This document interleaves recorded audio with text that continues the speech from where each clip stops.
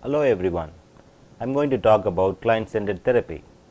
Client-centered therapy was developed by Carl Rogers and his colleagues from the late 1930s onwards. It is also known as Rogerian psychotherapy, person-centered psychotherapy, person-centered counseling, and non-directive therapy. Client-centered therapy is regarded as one among the other major psychotherapies such as psychodynamic psychotherapy or psychoanalytical therapy, Adlerian individual psychotherapy, cognitive behavioral therapy, existential psychotherapy, etc.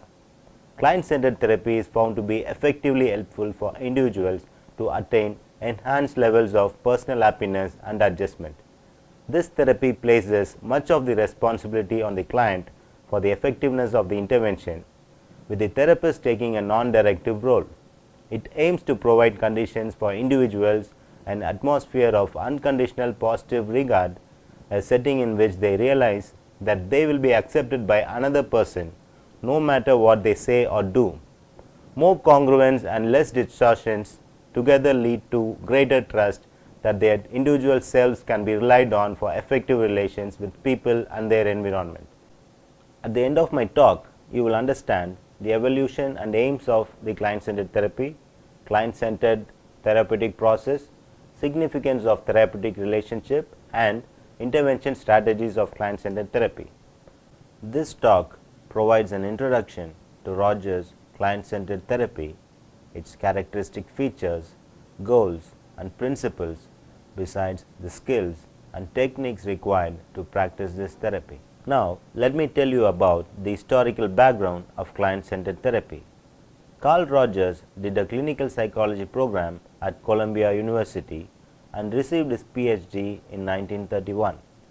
He had already begun his clinical work at the Rochester Society for the Prevention of Cruelty to Children. Rogers learned about Otto Rank's theory and therapy techniques, which laid the base for his own school of thought. He was offered a full professorship at Ohio State in 1940. In 1942, he wrote Counseling and Psychotherapy, which was his first book. Client-centered therapy was developed by Carl Rogers in USA from the late 1930s onwards, formerly known as non-directive psychotherapy. Rogers was a spokesman for humanistic psychology. Then, in 1945, he was invited to set up a counseling center at the University of Chicago. In 1951, he published his major work, Client-Centered Therapy, wherein he outlines his theory. The theoretical core theme is the inevitability of non-judgmental listening and acceptance if clients are to change. He was known for originating and developing the humanistic movement in psychotherapy. Let me tell you about the humanistic existential perspective of Rogerian approach, which is based on the following assumptions. They are that people are essentially trustworthy. They have potential for understanding themselves and resolving their own problems without direct interventions from the part of therapists, and they are capable of self-directed growth if they are engaged in a therapeutic relationship. The attitudes and personal characteristics of the therapist and the quality of the client-therapist relationship are prime determinants of the outcome of the therapeutic process. The therapist's knowledge of theory and techniques are of secondary importance. Let me mention about the 4 stages in the development of Rogers' approach. The first stage, namely non-directive, was a reaction to the directive and traditional psychoanalytic approach. The therapist is invited to create a permissive and non-directive climate for the client.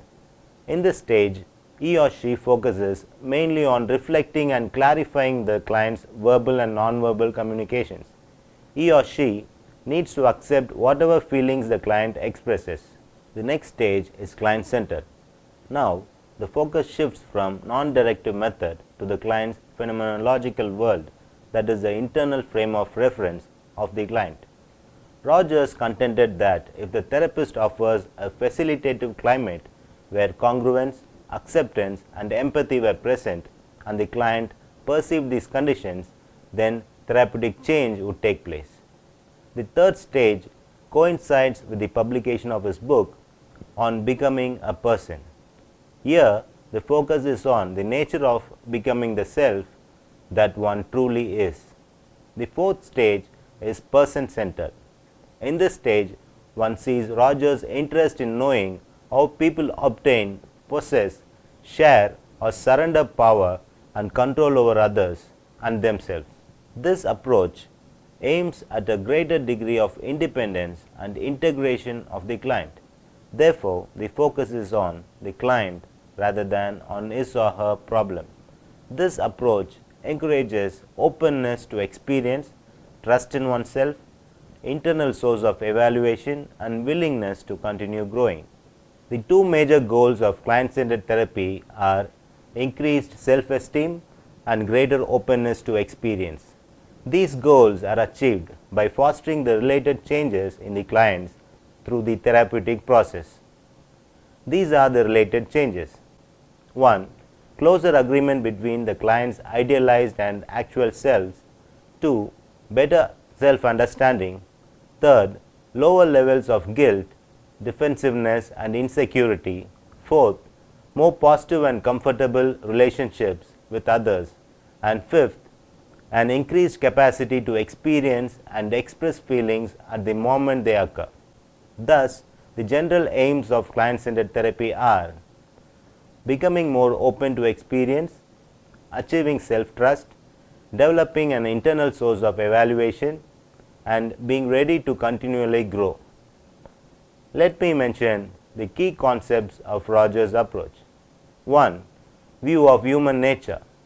Actualization is a tendency towards the fulfillment of the potential is the sole motivational construct in person-centered psychology.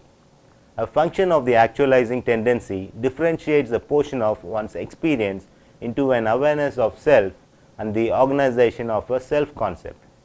The self-concept or self-structure is a consistent pattern of perception of the I or me in relation to the environment, personal values, goals and ideals. Rogers has a basic sense of trust in the client's ability to move forward in a constructive manner if the appropriate conditions for growth are present. Clients are for him trustworthy, resourceful, capable of self-understanding and self-direction, able to make constructive changes and able to live effective and productive lives. The attitude of the therapist is of utmost importance for the change to take place in the client. Rogers identified three attitudes, namely congruence, that is genuineness or realness, unconditional positive regard, which means acceptance and caring, and accurate empathic understanding or an ability to deeply grasp the subjective world of the other person. Because this approach believes in the capacity of the client to move forward in a constructive way. The primary responsibility for change rests with the client. 2. The basic characteristic of client-centered therapy. The responsibility and capacity of the client to discover ways to encounter reality more fully. Importance of the phenomenal world of the client. Growth taking place even outside a therapy through any type of caring and understanding relationship. 3. Nature of relationship. Let me highlight the nature of relationship between the therapist and the client. Significant positive personality change takes place only in a relationship. Therefore, according to Rogers, there are 6 necessary and sufficient conditions required for the change to take place in the client. These are: 1. Two persons are in psychological contact. 2. The client experiences incongruence. 3. The therapist is congruent or integrated in the relationship. 4. The therapist has unconditional positive regard or real caring and acceptance for the client. 5. The therapist has an empathic understanding of the internal frame of reference of the client. And 6. The therapist communicates to the client empathic understanding and unconditional positive regard at least to a minimum degree. These 6 items are summed up in 3 attitudes of the therapist, namely congruence or genuineness, unconditional positive regard and acceptance, and accurate empathic understanding. 4. Congruence or genuineness. Let me briefly mention about congruence or genuineness. Congruence is the most important attitude on the part of the therapist. It simply means that the therapist is real, that is, he is genuine, integrated, and authentic during the therapy hour. There is no false professional front, and the therapist's inner experience and outer expression of that experience match. He is capable of expressing openly his feelings and attitudes that are present in the relationship with the client. By his authenticity, the therapist serves as a model for the client struggling towards greater realness. 5. Unconditional positive regard or acceptance. This implies deep and genuine caring for the client as a person. And this caring is unconditional, which is not contaminated by evaluation or judgment of the client's feelings, thoughts, and behavior. Acceptance is the recognition of the right of the client to have his own feelings, and it does not amount to the approval of all behavior. 6. Accurate empathic understanding. Empathy is crucial in client-centered therapy. The therapist understands the feelings of the client accurately as if they were his own feelings. It is a personal identification with the client's experience. The person-centered approach is helpful, especially in crisis intervention. A person in crisis wants to express himself fully. The therapist needs to listen sensitively and understandingly to the client in crisis. Now, let me tell you an illustration. A client has a problem which he wants to be solved. He meets a therapist who is trained in client-centered therapy. Let me role play the conversation between the client and the therapist. The client opens up saying, "Something bothers me for some time. I had a very good relationship with my father. I have 2 elder brothers who have not studied as I have done. From the very beginning, my father was very fond of me, and he used to compare my brothers with me and show me as a model, especially in studies. In the beginning I liked it, but later I realized that my father is partial to me and my brothers feel that. Presently I am staying away from my parents and I come home once in a way. Last time when I came home, I spoke to my father about this mistake of being partial to me. From that time onwards, he is not talking to me properly and the intimate relationship we had has been broken.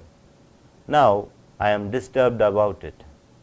The therapist responds, "You realized that your father had been unfair with your other 2 brothers, and so you spoke to him about it, and in fact that broke off the relationship with your father and it worries you." Client replies, "Yes, now I find it difficult to face my father. Nowadays when I go home I avoid talking to him. At the same time I know that my father wants to talk to me, but somehow I am not comfortable to talk to him." Therapist responds, "You feel uncomfortable to face your father and avoid any chance of talking to him. Will you speak more on your feeling of discomfort?" The client replies, "In a way I would say that I am disappointed in my father. He is supposed to be fair to all the children. When it is a question of my brothers, my father is very hard on them." The therapist responds, "You are disappointed in your father as he is not good in dealing with your brothers." Client narrates, "It so happened last time when I was at home, I was alone and my father came home and we two happened to be together. It was a chance for my father to tell me all that he wanted to say. He was mostly complaining against my other 2 brothers. I did not say anything verbally but kept on nodding my head." Therapist asks a question. "Were you satisfied with the type of response you made to your father?" Client replies, "Yes, that was all I could do. If I speak, he might misunderstand me, thinking that I am supporting my brothers." Therapist raises another question. "Do you think that your father was pleased with your response?" Client replies, "I am not quite sure about it. Therapist asks, if you were to tell me your concern in one sentence, what would it be? Client replies, I was very harsh with my father in dealing with our family problem and I am disturbed about it. Therapist asks, is it that you did not take into consideration the feeling of your father in addressing the family problem? Client replies, yes, that is my problem, I think. Therapist asks, can you give me a recent event of your being not sensitive to the feeling of your father? Client replies, 2 weeks back, when we were all together, my father, mother, 2 brothers and I raised the issue of our family problem. At that time, I was siding with my brothers purposely and my father felt sad about it. The therapist responds and questions, so you realize that you had not been sufficiently sensitive to the feeling of your father. How should have you acted if you had been sensitive to the feeling of your father? Client replies, I should have been even-handed with everyone in dealing with the family problem. Therapist asks, you realize that you were not sufficiently sensitive to the feeling of your father. Now, what would be your goal? Client replies, in future I shall be quite sensitive to the feeling of my father whenever we deal with our family problems. The therapist responds, you seem to be deciding to be fair in dealing with all the members of your family. Client replies, yes, I shall be so. Therapist asks, how could that be expressed more concretely? Client replies, when we discuss family matters, I shall give importance to my father and listen to him completely. On my part, I shall not blindly support my brothers, but will be fair in dealing with issues. Therapist checks, what you have decided seems good. Indeed, it is fine. What are you experiencing right now? Client says, I feel very much relaxed and clear about the issue and my involvement. Therapist asks, is there anything else you feel? Client says, I feel happy about my decision. Thank you very much for your availability and assistance. The therapist concludes, welcome, wish you all the best. From this illustration role played just now, we can understand that there are certain intrinsic features of client-centered therapy. The easy access and the presence of the therapist for the clients, intensive continual focus on client's phenomenological world, process marked by client's ability to live each moment fully, focus on personality change, not structure of personality. I would like to mention the target clients of client-centered therapy. The client-centered therapy has wide application within the helping professions, voluntary sector, human relations training, group work, education and institutional settings where the goals are to foster good interpersonal skills and respect for others. This therapy is also useful in dealing with the clients in the first stage of crisis. Women clients would benefit from this therapy as they are encouraged to consider and identify their own feelings and needs, which many women may never have been able to do before. People with relationship difficulties would also benefit as the client-centered therapist gives them respect, understanding and openness which they may not have experienced in everyday life. The principles of the person-centered approach have been applied to a variety of therapeutic situations including marriage counseling and family therapy. Many self-help groups like Alcoholics Anonymous extend core conditions of respect, understanding and openness for people who want to change. Success is dependent on the therapist maintaining high trust in the feelings and actions of the client and themselves. Lack of trust often causes therapists to rely on passive reflection responses. These are necessary but become inadequate as the need for a more comprehensive therapeutic relationship develops, which includes directness that comes with culturally, situationally, and personally relevant feelings and interactions. Let me sum up. The client-centered therapy is optimistic in its view of humankind. Clients are seen as basically good and possessing the capabilities for self-understanding, insight, problem solving, decision making, change and growth. The therapist's role is that of a facilitator and reflector. The therapist facilitates a client's self-understanding and clarifies back to the client the expressed feelings and attitudes of the client. In this therapy, giving information for problem solving is not usually considered the responsibility of the therapist. The therapist would not seek to direct the mediation of the therapist's inner world, but provides a climate in which the counselee could bring about change in himself or herself. The core conditions of therapy as described by Rogers are empathy, unconditional positive regard, and congruence or genuineness considered necessary and sufficient for therapeutic personality change. The therapeutic skills are essential for the development of a therapeutic relationship between therapist and client, such as active listening, responding to clients through reflection of feelings and content, paraphrasing and summarizing, asking open questions, and responding appropriately to silence and client's nonverbal communication. Silence, acceptance, restatement, empathy, and immediacy responses occur most frequently with the client taking the lead on what is discussed and being responsible for outcomes. Client-centered therapists encourage careful self-exploration, but they tend to avoid confrontation and interpretation as tools for hastening insight. Let me sign off now and hope to meet you in another session. Thank you.